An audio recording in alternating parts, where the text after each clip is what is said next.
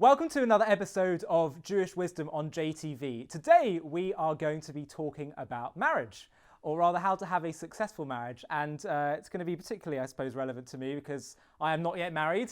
And I guess it'd be good to go into marriage being prepared rather than halfway into a marriage and realizing that you've got lots to figure out and things that you should have known beforehand.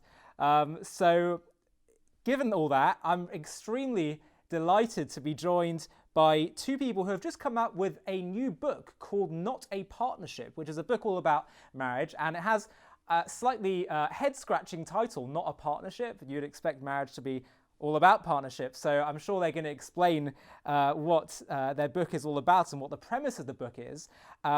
So we're joined by two people, two co-authors of the book, Rabbi Todd Jacobs and Rabbi Dr. Peter Lynn. So Rabbi Todd Jacobs is director of the David Robertson Institute for Jewish Heritage in Jerusalem, and prior to doing that, both teaching and counselling students.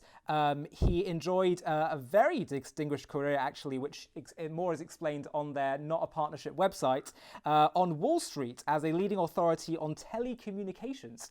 And then Rabbi Dr. Peter Lynn, who also served as the Dean of Students at the David Robertson Institute for Jewish Heritage, and also has a lot of background in psychology, specifically an MA in Applied Positive Psychology from the University of Pennsylvania. So thank you so much for joining us both today. Pleasure to be here. Great, thank you so much. From Jerusalem. Can you just tell us, what is the the David Robertson Institute for Jewish Heritage? What is that? Sure. It is colloquially known as Machon Yaakov. Ah, that I've heard of.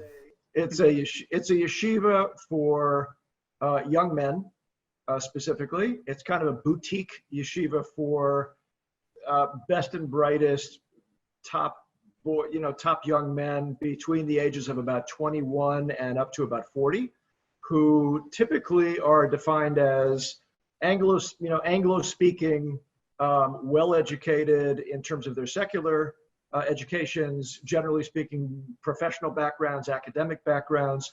The one thing that they tend to share is that they never studied any real Jewish sources deeply for any immersive, in an immersive setting for any long period of time. So these are guys who basically say, I want to take off either 1 year or 2 years. Our program is either 1 year minimum or 2 years maximum, and go and immerse ourselves in Jewish philosophy, Talmud, character building, marriage preparation, leadership, Hebrew language, kind of the works.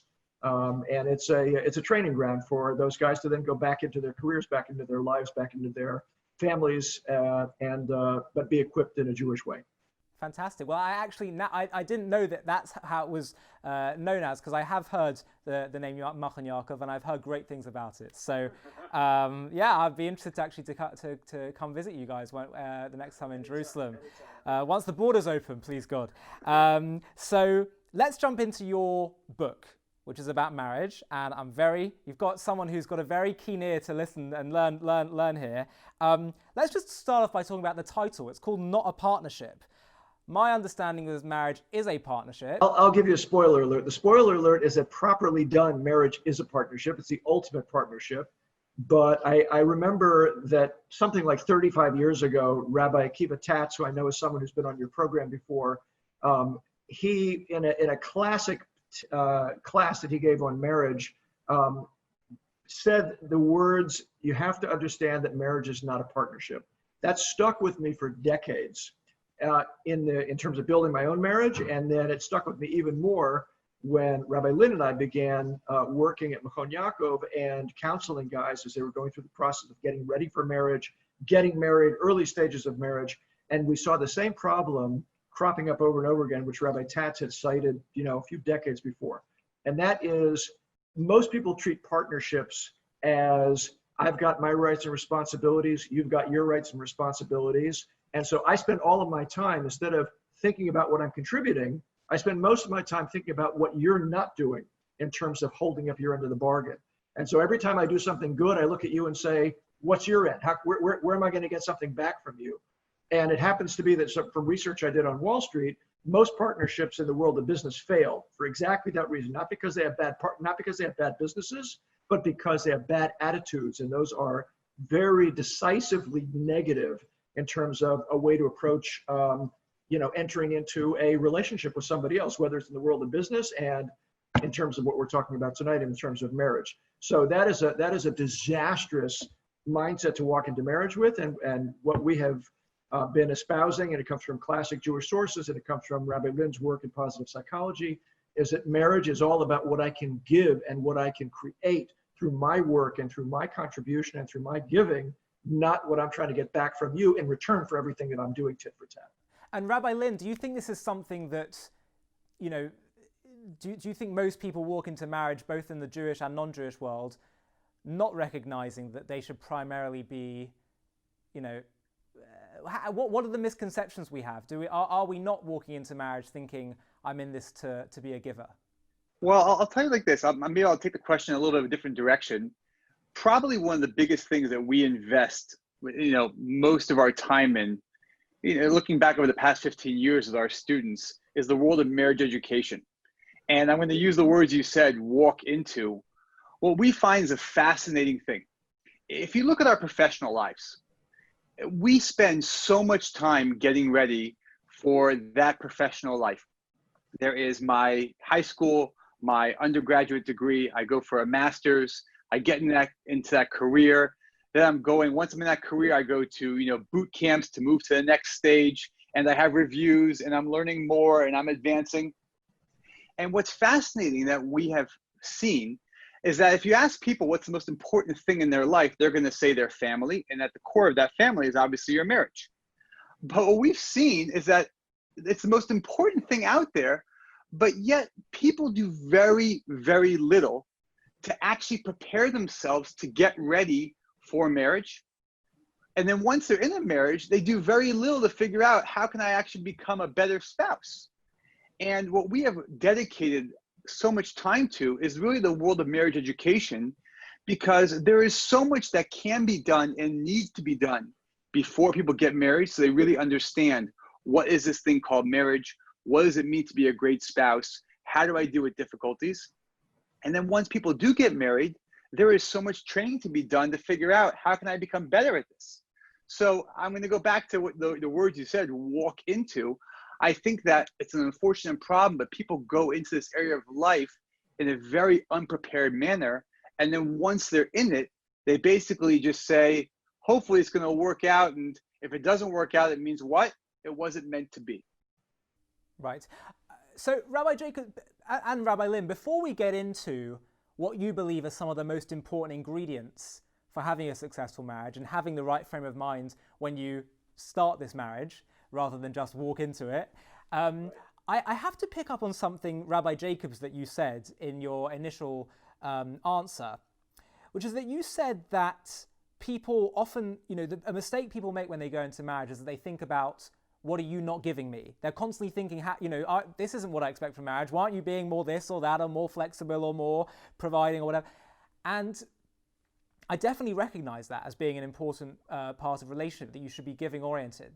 But one thing, and I can only speak about this really, I've dated, but I'm speaking more about this through the lens of friendship, I guess, but I assume it applies equally to marriage, is that I think there is, or wouldn't you say, or would you agree with me, that there's a danger sometimes in total self-annulment? In other words, where you constantly just will excuse the behavior of someone else or just try and let it slide.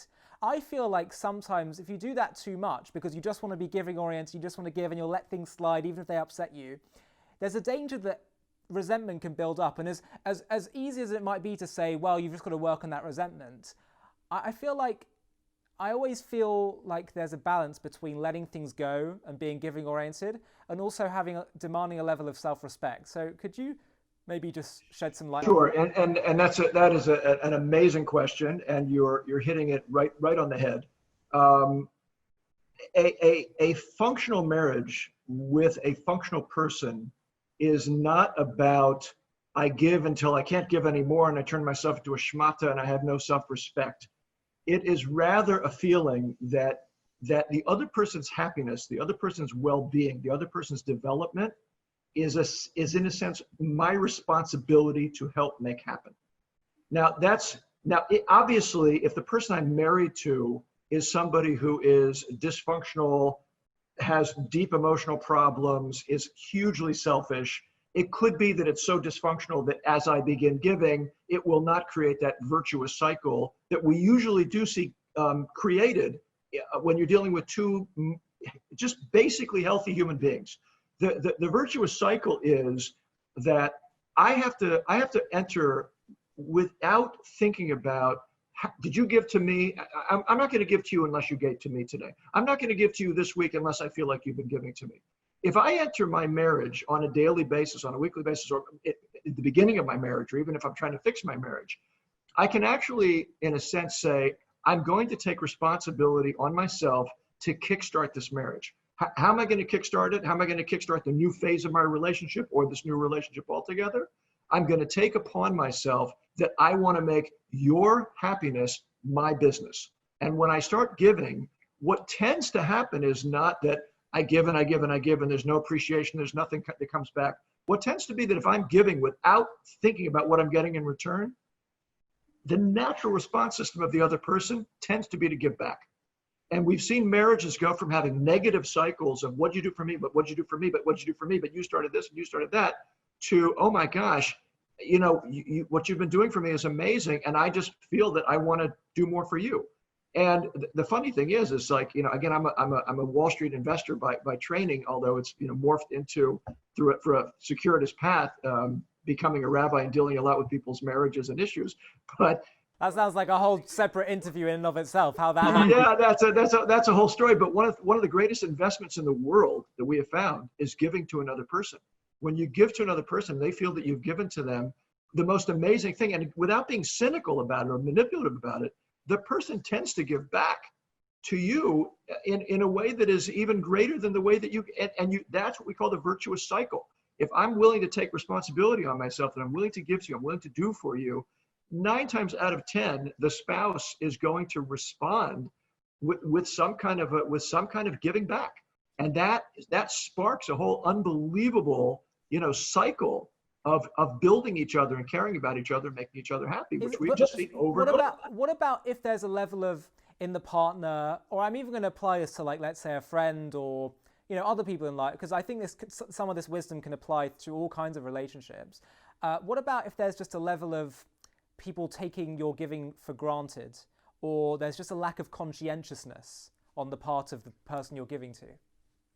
So I think that when it comes to a marriage, let's say, or a relationship that you're going to really invest time in and effort into, a person has to make sure you're dealing with a healthy human being, that you're going to have someone who can not only receive your giving, but hopefully if the formula goes well in a healthy relationship, then automatically what will happen, as Rabbi Jacob says, that person will begin to give back. If you have situations where you're dealing with very unhealthy people, so a lot of times either the giving can never be received, you feel like you're giving and giving and giving, and you feel like the person doesn't receive anything, or you feel like it's a one-way, ticket, and you're not getting anything in return. So there are unhealthy relationships that are out there that can suffer with this formula. The whole point of when we're dealing with marriage is we have to make sure that we're going into this situation with a healthy partner. Now, obviously, there are times in every relationship where one person may not be in the best state.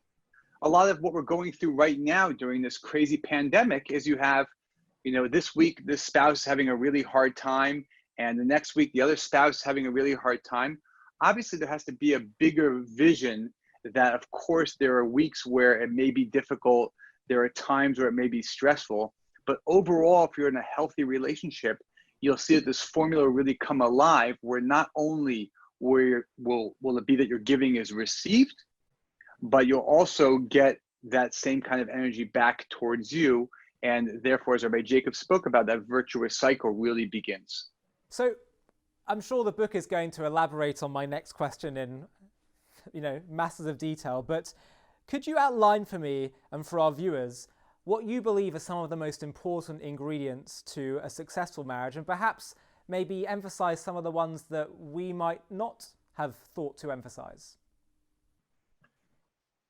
we certainly have found that the mindset that you walk into marriage with is of supreme importance. In other words, we live in a world, and you asked before, about religious relationships and non-religious relationships, Jewish relationships and non-Jewish relationships. What we have found is that almost, if you grew up in the West, you are going to have to overcome some major odds in your relationship. Let me throw a few things out there. According to the US Census, about nearly everybody over time will get married, but half of those marriages at least will end in divorce.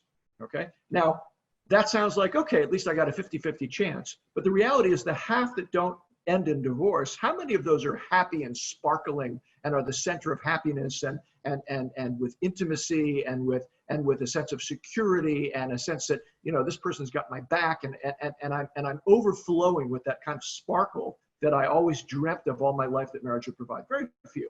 So many of us, first of all, grew up in homes which, if we were lucky enough that maybe they were still married, our parents, what were the chances that the marriage was a good one and a sparkling one?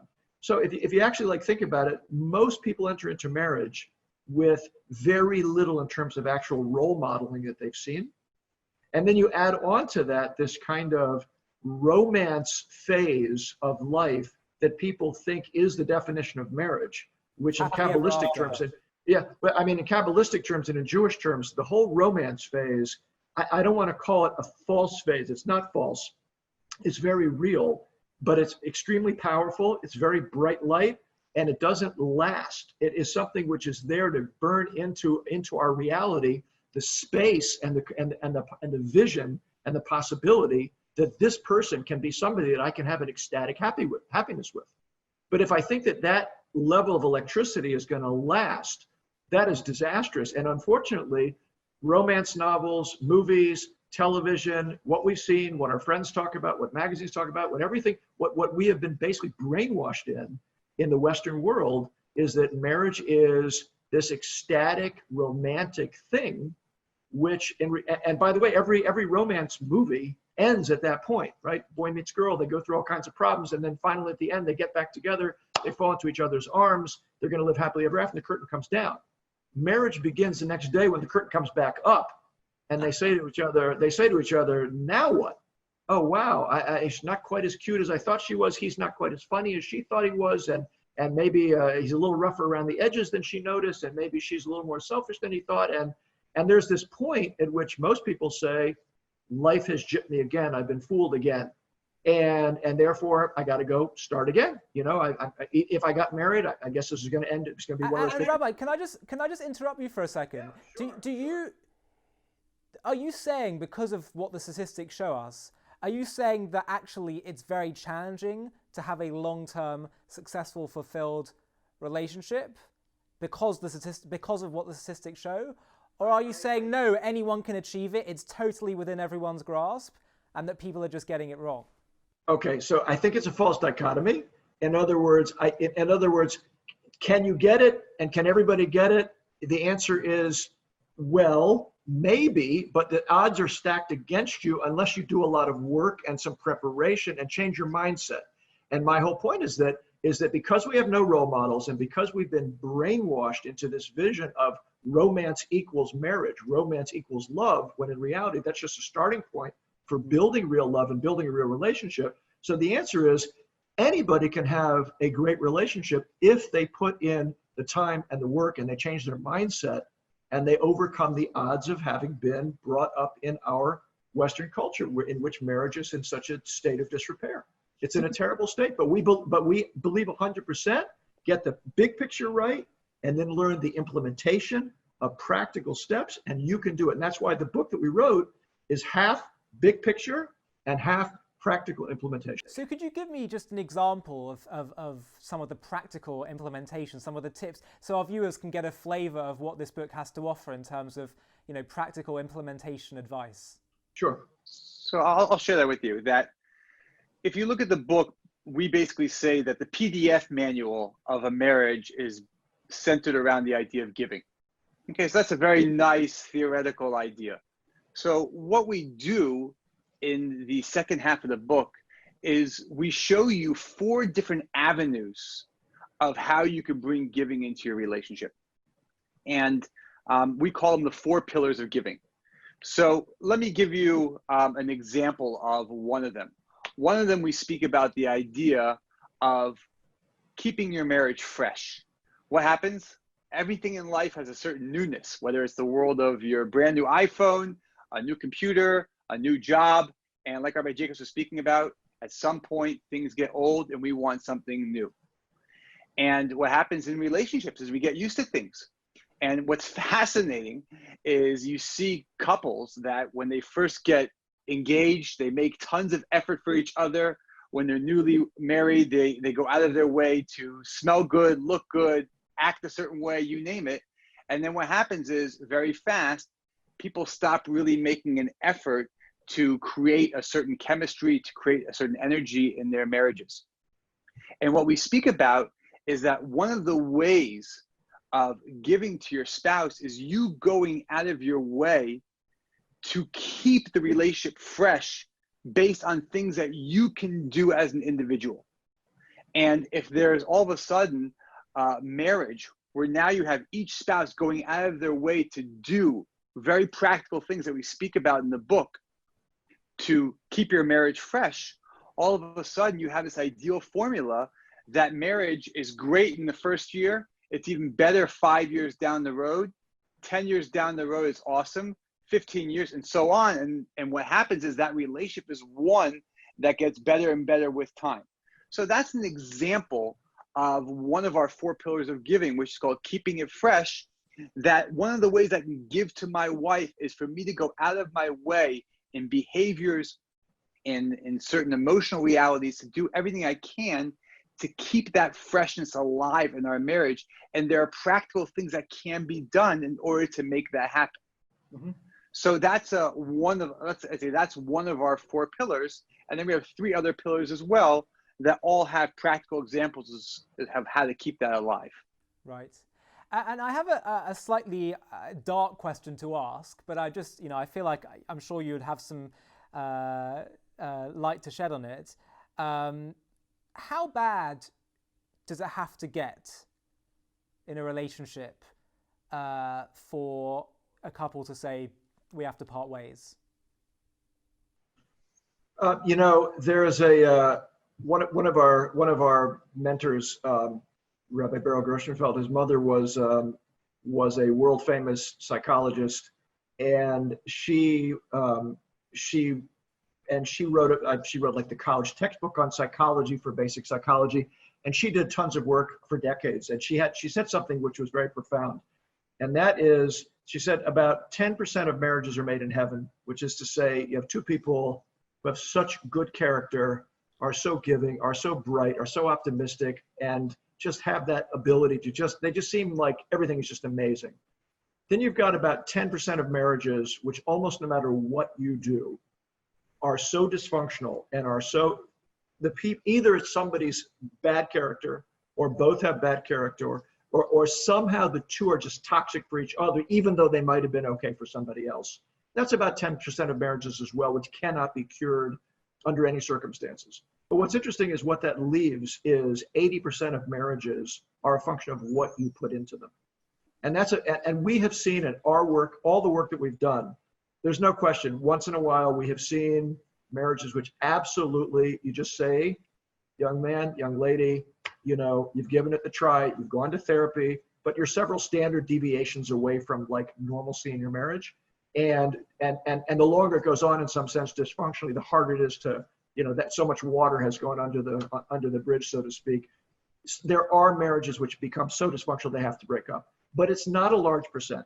It's not a large percentage. And we have seen so many marriages where rocky beginnings and needing to get used to each other and needing reminders and re-education and needing some practical tools have gotten people back on track. And we've seen that one spouse, by the way, we have a whole chapter, Rabbi Lynn mentioned that we have 4 pillars of giving. One of the pillars of giving, we think maybe the most critical one, is called It All Depends on Me, which is to say that I can basically change the tide even if my spouse is not ready to do that work. So once again, if someone's ready to do the work, willing to do the work, we have seen that in about 80% of the cases, even if it was not made in heaven, that people can save their marriages. And what we saw, by the way, one of the things that got us to write this book was we look back after 15 years of dealing with our students through, all these phases of marriage, and we realized that the divorce rate amongst our students was about one-tenth the average divorce rate for the United States. And we thought, wow, I mean, there is something that can be taught in terms of how to approach marriage and how to behave in marriage and how to work on marriage when it's not working perfectly and how to make it really great if it's working well, but you want it to be spectacular. We found that these things can be taught, and that's why we wrote the book. And what have you found have been the most effective methods for resolving disputes? I think that one of the lessons we speak about the most is the world of communication. If you go to any marriage seminar, they're going to speak about this topic of communication. And most disputes come from poor communication. We spoke about this earlier in the interview. There are times we have to speak about difficult things. So one of the things that we see is that most disputes come from a world of bad communication. Any marriage seminar you go to, anything, we'll always discuss at some point communication. And in any healthy marriage, there are times we have to speak about what's bothering you, or something that's on your mind, or something that has been frustrating you for a period of time. That is normal and healthy. The problem is if you don't go about that in the right way, all of a sudden, it's toxic and it's a disaster. And what I'll do right now is, if I had to take every marriage seminar out there that I've been exposed to, and I've just seen the research, and I'll try and boil it down, that there are two fundamental points behind all healthy communication. And what we find is if you can get these 2 points right, you can have any relationship, but especially a marriage, where those difficult conversations can happen, and it can lead towards more growth rather than a total downfall. Those 2 points are, number one is the world of timing. Most people, when they have conversations with others, and especially about difficult topics, it's always the wrong time. We get into a mindset that we think that things have to happen right now. We live in the world of urgency. And it's very rare that things are really urgent in our lives that need to be spoken about right now. And what we find is that if you can find the right time of when to have that conversation, let's say your spouse does something that really hurts you or you're really frustrated by. If you can say, wow, my spouse is in the middle of a huge, court case this week, or a huge project at work, and I see she's really stressed out. Let me wait till the weekend, on a Sunday afternoon when it's quiet. Maybe we'll talk about that then. And when you just choose the timing properly, when it's right for both of you, it doesn't mean 5 years later, but just give it a little bit of time and choose a time where you're out of the heat of the moment. It's the right time for the two of you to have that conversation. It can be a total game changer. Number two is how you say it. There's a famous kind of debate, which is when a person communicates, how much of your communication is actually your spoken word. So the debate is either 7 or 8%, but everything else is all of the energy and your tone of voice and the body language around you. And all of us have been in situations before where someone's saying something to you, but every other part of their body, every other part of their body language is saying the exact opposite. And even more than that, a lot of times we can say things to our spouses where it's in attack mode or it's blaming another person. So number two is really about how you say it. And if you say it in a way where not only are you communicating in a healthy and open manner where, that smile on your face is actually genuine and real, but you're also speaking about a language of we, you're speaking in a language of building together. So you communicate properly. So all of a sudden you can take the most difficult conversations out there that need to happen, that shouldn't be swept under the carpet. But if you do them now, number one, the right time, and number two, in the right way, that can be such an upward spiral in your marriage. All of us know when you have great conversations that are difficult with people, but you feel that it was really a respectful, powerful interaction. You feel so close to the other person. So what we find is that where most things go wrong is people not sticking to these two fundamental principles of communication. Wow. That's really, really fascinating, and it sounds like it's just a small insight into the kind of wisdom and content that you have in your book. So just before we finish, I do want to ask one final question, which is a topic within this whole topic that I hear it's a real topic of contention, actually, which is the question of the effects of couples moving in together before they get married. And I hear some people, there's a real argument about this. On the one hand, people say, I mean, obviously, if you're ultra religious in the Jewish world, that wouldn't work because of all kinds of religious issues of being in a room together and not touching, all that kind of stuff. But, let's just say a lot of people, they'll say, this could be a good test to see what it's like living together. Or they'll just say it's convenient. And on the other hand, I hear people saying, even if you are, going to be, the religious issues aren't they're not a concern for you, you're not at that level. Some people say this just is not a good idea.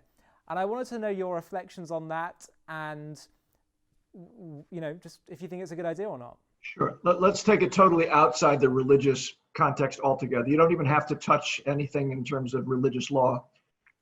It has proven to be not a good idea. It has proven to be in no way statistically an indicator of the ability to stay married, the fact that people moved in together, lived together, had all the experiences together. There's absolutely not a shred of evidence that shows that figuring out that level of compatibility will actually be a precursor to a more successful marriage. That's one statistic. Let me give you another statistic. How about people that got married one time and then failed, and now are getting married again? You would think, wow, they got married, they realized all the things that they don't want, all the things that that they didn't like in that spouse. The next time they're going to find a different kind of spouse. Guess what? The divorce rates for second marriages are higher than they are for first marriages. So there's something about, now let me throw in one little Jewish twist, which is just interesting. Not in any kind of a way to harangue anybody, but in Jewish marriages, the commitment to being married actually precedes the physical moving in together and being man and wife together. In other words, there happen to be two parts in Jewish marriage. One's called kiddushin and one is called nisu'in. Kiddushin is betrothal, and nisu'in is the actual marriage part where the two of them are now man and wife, so to speak, and can build a home together, live together, have intimacy together, etc. Now, we do all of that in the same ceremony now. It used to be that they were split apart by a year, and people were married and needed a divorce to get out of it with full commitment, without ever having had that contact and that physical contact and that experience of each other. And yet, marriage has been you can kind of almost say what you want about Orthodox Judaism, but marriage tends to work fairly well in that context. And I'm only bringing that as an example that the commitment came before the actual living together, and that built stronger marriages, not weaker marriages. So whether you're looking at the statistics of people who live together before they get married, or people who actually are married with one person then try to get married to somebody else, the statistics are actually very much against it. And why would that be? I think it has to do with having your cake and eating it too, and having no responsibility in marriage. Now, maybe this is a male problem more than a women's problem. It could well be that men love to have the benefits of marriage without having the responsibilities of marriage. And when you then put the responsibility which comes on with that marriage ceremony and that contract and that legal document that now binds you to each other, that can be an internal mindset game changer. And that's something that many people really that at that point, that's when people begin failing in their relationships. Living together, it does not seem in any way to be a good indicator of what comes later. Do you think it's potentially even detrimental because it gives people a false sense of what the marriage is going to be like? Well, it not only gives a false sense, but it also tends to be that, once again, if I can have the benefits of marriage without the responsibilities of marriage, so what happens is I don't really take that commitment to being there for that spouse, by the way, a lot of things happen in life. First of all, people get older. People are not as attractive physically, like in that snapshot when 10 years in, 20 years in, 30 years in, as they were, in those first couple of years. People become ill. There are financial setbacks. I mean, God forbid, but there are lots of things that happen. Yeah. If I'm living with somebody, I'm not signed up for any of that. I'm not signed up for that. Why would I take care of somebody who became ill, somebody who I had certain financial expectations for, someone who used to be pretty and witty and now they're like a little older and not so witty? Like it's only a deep level of commitment that keeps me in that relationship. That commitment tends to come not with just, hey, let's move in together because it's comfortable and we're really attracted to each other. It tends to come from an absolute dedication. I am dedicated. I am there. I am signing. I am there for you through thick and thin, no matter what's going to happen. And by the way, I find that to be important just in life generally, understanding that, understanding that life is full of imperfections and difficulties and challenges. And, sometimes people, we just have this idea of, of course it's great to dream, and of course it's fine to want to have the best and most straightforward life possible, but just on a personal level as well as on a relationships level, an understanding and a bracing for the fact that there may well be bumps along the road is the best way to, I think, to handle those bumps. But anyway, thank you so much for joining us. The book is called Not a Partnership. We'll post a link in the description so that you can buy it. And this book really is for anyone. Jewish, not Jewish, religious, secular. Marriage is something that everyone, most people aspire to. And this book is directed really at anyone. So Rabbi Jacobs and Rabbi Lynn, thank you so much for joining us. And it's been really insightful. And I'm sure our viewers are going to gain a lot from it. So thank you very much. To stay up to date with JTV content, click subscribe here if you're on YouTube and hit the alarm bell. And if you're on Facebook, hit the like button and under following, click see first. If you enjoy watching JTV content and want to help us continue to grow, please consider making a donation to us by clicking here.